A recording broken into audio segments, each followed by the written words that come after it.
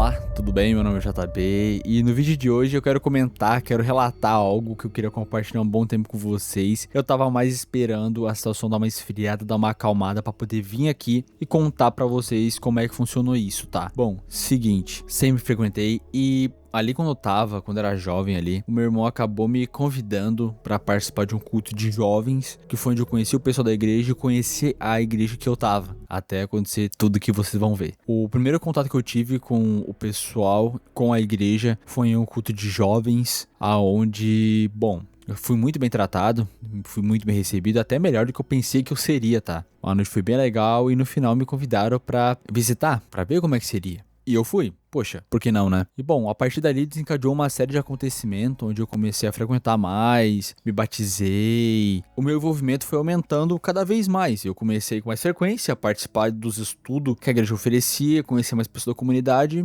enfim, tudo mais. E eu não vou mentir não, foi um período muito bom, tá? Eu comecei a estudar mais a Bíblia, a entender contexto histórico, a mergulhar em discussão teológica e, poxa, buscar conhecimento, buscar saber mais e refletir sobre propósito e valores, tá? Foi todo um período de muito conhecimento e crescimento pessoal. Eu realmente me sentia parte de algo maior, de uma comunidade que me apoiava e me desafiava a ser uma pessoa melhor. E isso durou um bom tempo até que eu fui convocado pro exército. Eu passei um ano servindo e quando eu voltei, eu tava sem emprego. Até porque eu tava no exército, confere, não dava pra manter nada fixo naquele período. Então, quando eu voltei desempregado. E o meu irmão comentou que um cara lá na igreja precisava de gente pra trabalhar. Ele tinha uma empresa pequena que tava expandida e precisava de gente. Então era perfeito, eu precisava trabalhar e ele precisava de funcionário. A gente então marcou uma conversa, a gente conversou sobre a assunção, salário, expectativa e a gente acertou tudo ali mesmo. E na semana seguinte eu já comecei. E durante todo o período de trabalho,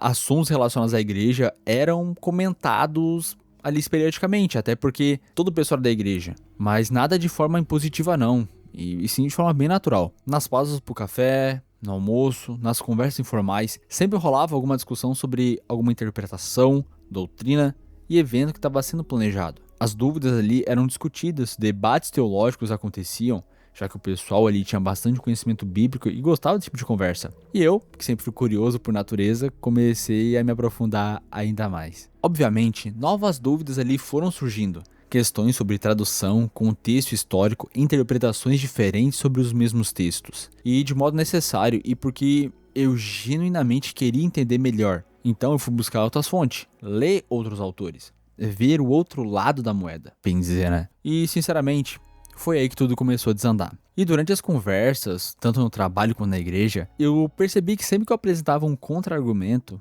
ou oferecia um ponto de vista diferente sobre o mesmo tópico, o clima mudava. Não era mais o assunto em discussão. O foco agora se desviava completamente. Agora, poxa, passou a ser sobre mim. Sobre o porquê eu tava falando aquilo ou o que eu realmente pensava, por que eu pensava daquela forma, onde eu tinha lido aquilo. As perguntas deixaram de ser curiosas e se tornaram, de certa forma, até acusatórias, tá? Coisas do tipo, tu leu isso onde? Quem ensinou isso?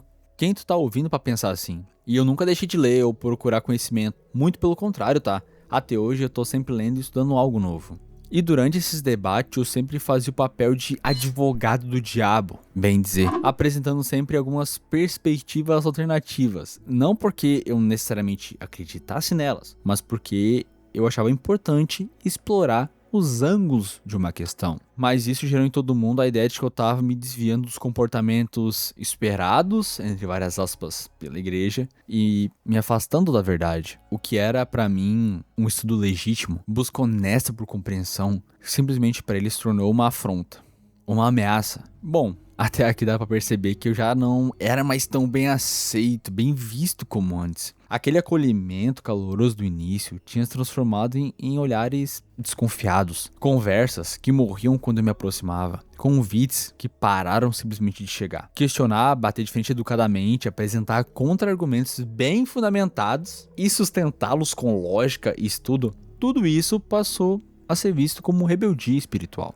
A minha ficha já estava bem queimada então, digamos assim, né? Qualquer gota mais então faria o copo transbordar. E essa gota veio de onde eu menos esperava, do trabalho. E lembra que eu estava trabalhando com esse pessoal da igreja já há um bom tempo, há mais ou menos cerca de 1 ano e meio, para ser exato? Então aconteceram algumas situações no ambiente de trabalho que me levaram a ter alguns desentendimentos profissionais, veja bem, profissionais, com o dono. Coisas que acontecem em qualquer relação de trabalho e que precisam ser conversadas com maturidade. Uma parente, então, do dono era responsável pela área administrativa da igreja. Uma figura, então, bem importante na igreja e na comunidade, né? Num dia, então, eu resolvi mandar algumas mensagens pro dono, tentando conversar, ajustar umas questões relacionadas ao trabalho. Veja bem, ao trabalho. E sempre foram mensagens muito bem apropriadas, sempre educadas, profissionais, e sempre buscando ajustar, nada fora disso. Logo em seguida, a gente tá falando aqui de minuto, tá? Minutos.